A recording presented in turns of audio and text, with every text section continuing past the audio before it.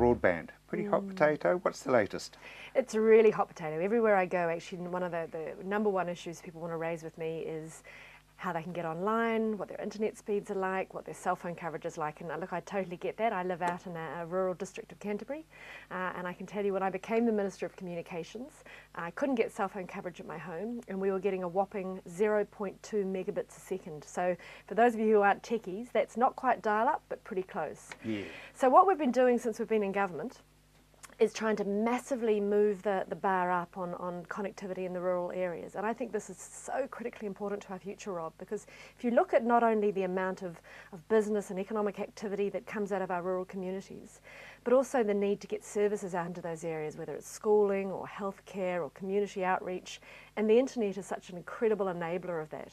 So we've said, we've got to lift that bar, we've got to get good, high-speed, reliable connectivity, both fixed and cellular, out to almost every part of New Zealand. And it's a massive job because we started from a very low base, but already we've seen a threefold increase in speeds, considerable footprint increase in cellular, but more to do. So it's a work in progress. It's something I'm incredibly proud of what we've done. But look, I know there's still frustration out there, and there's still a lot more that we're working on, and there's more to come. But basically it is rolling. Absolutely. So we started building it in about 2010. So I often say to people, the only way we could have got this out faster is if we'd been elected sooner. So, you know, I know people want it overnight. You know, I get that. I wish we could. But this is, in the rural area, a 6-year program for stage 1.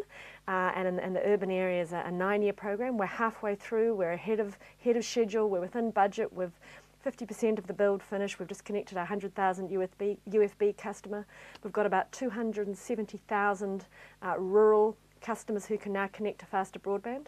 But what I'm in the middle of right at the moment is what we're calling RBI2, so the Rural Broadband Program 2 and the Mobile Black Spot Fund. So this time I've gone out to councils and said, look, I've got sort of $360 million to play with, which sounds like a huge amount of money, but when you're talking about a big country, it doesn't go that far. And I've said to the councils, work with me and identify where it's most critical that we improve the coverage and how councils can help us with looking at how they consent it and help facilitate it. Because what we were seeing was an awful lot of the money going on consenting for the build. So this is about saying to councils, you tell me where it's most needed, you tell me how you're going to help, and we'll work out what the next stage of both faster and a better reach of broadband and cell phone coverage goes. Is it just the logistics of getting it done and getting the equipment in line? It's partly that. So the main part is building the physical infrastructure. And I often say to rural communities, this is like putting in the railways. You know, we're all far too young, of course, but if we think back to, you know, when the railways were first put in and it just opened up vast areas of land for economic development. This is the same thing. This is the digital highway, and once that infrastructure is in place, it is the beginning of a whole new way of thinking about how we connect to the world, how we connect with each other, how we run our businesses.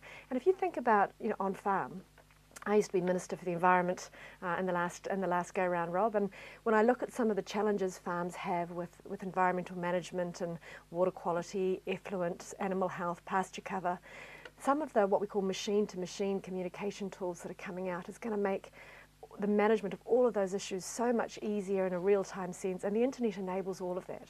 So we get the infrastructure built, and then the services come over the top of it. People start thinking differently about how they run their businesses, how they connect, and I tell you, we'll look back 10 years from now, I promise you, and we will be using this connectivity in ways we can't even imagine today. It's that exciting and that transformative, which is why I get pretty fired up about it. And rightly so. Yeah. How's the cell phone coverage? Because that's another way of getting internet and things. Yeah, of course, and that's the exciting thing, isn't it? It used to be you sat at your computer. Now, of course, with your smart device, your smartphone, your iPad, you can be connected to the internet anywhere you are. And again, if you think about the rural community, there's not many of us who sit behind a desk all day. Usually you're in the ute or in the paddock or the tractor or out and about, so on the go is critical. So what we've done just recently, and this gets kind of techie, I'm sorry, but we auctioned off a block of spectrum a year or so ago called the 700 spectrum. Now this is a really exciting piece of spectrum because it has incredible coverage, what we call propagation, so coverage reach in rural areas. And we knew that the telco companies would fight, you know, cats and dogs for it because it's such an incredible coverage tool. So as part of selling that to them, we made them promise that if they bought it, and compared to the amount they bought, they had to promise to extend their cell phone footprint year on year throughout the build. So we've got both Spark, Vodafone and 2 Degrees all committed to extending the reach of their cell phone network across New Zealand. It's currently at about 90% footprint of where we live, not so much land area. But with these obligations, we're not only going to see that extended, but we're going to make sure that coverage is not just so you can get a call and send a text, but that you can get good data, internet connectivity across at least 90% of New Zealand. And with my mobile black spot fund, we're going to come in and fill in those black spots out in the rural areas. I was going to say, what's this mobile black spot? That's where nothing is. You can't get anything at the moment. That's right. And look, there are some areas that just aren't commercial for the companies to put a cell phone tower in, but I think a real benefit to New Zealand. So we think about the state highway network. You know, there's from a safety perspective, people really want to be able to get cell phone coverage near our major state highways. And most of the main routes are not too bad, but some of the tourist routes off highways 1, 2, 6 and the like get quite patchy. And I know in my area, State Highway 73 out to Others Pass or 75 out to Akaroa, they're not exactly back of beyond, but there's big cell phone black spots and quite dangerous pieces of road. And the other part of that is to look at some of our unique, iconic tourist spots where, you know, they're beautiful because they're remote and no one's there. But we want the tourists kind of coming in and connecting to the world and Instagramming and sending messages to their family around the world saying, wow, this is incredible, come and see it. So that will enable us to make that happen. And it's taking a photograph on your cell phone and sending it to somebody around the world with a wee note saying, wish you were here. Absolutely. Well, even now you can Periscope, Rob, which is pretty cool. Which what? Is a Periscope. It's very cool. So it's a live streaming app. So I can be holding up my phone and broadcasting the conversation we're having or our picnic at Milford Sound real time around the world to, you know, well, if I had them, hundreds of thousands of followers, but some people do.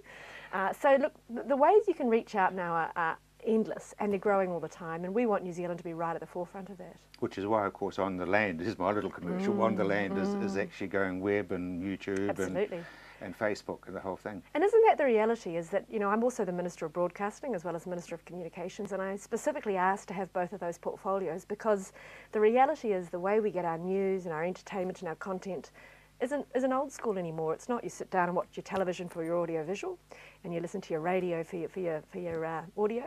Now, of course, you can get it on any screen, on the go, fixed, wherever you are. And I think we're all thinking differently about how we provide content, how we access information, whether it's domestic or global. And we've got to have systems that facilitate that and, of course, the infrastructure to make it happen. So it's great. The younger generation of farmer probably doesn't buy a newspaper, probably doesn't watch television. No. He or she just literally gets all their information off stuff and whatever. I mean, I haven't bought a newspaper for years. Neither have I. Well, look, you know, I'm a politician, so I'm reasonably interested in what's in the news. We've stopped subscribing to the paper. I get everything online through apps that give me not only the local papers, but papers all around the world. And by the time I've had my first coffee, I've checked out not only all the New Zealand main papers, but what's happening in Australia, what's happening in Europe, what's happening in the States. You know, from my desk, it's incredibly easy. I can do it on the bus if I do catch the bus occasionally, not that often. But you know, on my cell phone now, I'm never home at 6 o'clock to watch the news, but I can watch it on demand or off their mobile site, clips off YouTube when it suits me, and that time shifting is so critical to the younger generation now. What we call appointment viewing, where you had to sit down at 6 o'clock to watch the news, that's dead. You know, that really is dead for most people, and I think we've got to be ready for that.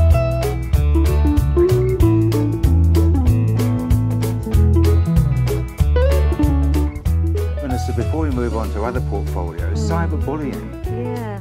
Well, look, this is probably the downside of this exciting new internet world that we're living in, is that, you know, back when you and I were young, everyone said a few things in the playground and was a bit mean to some kid or mean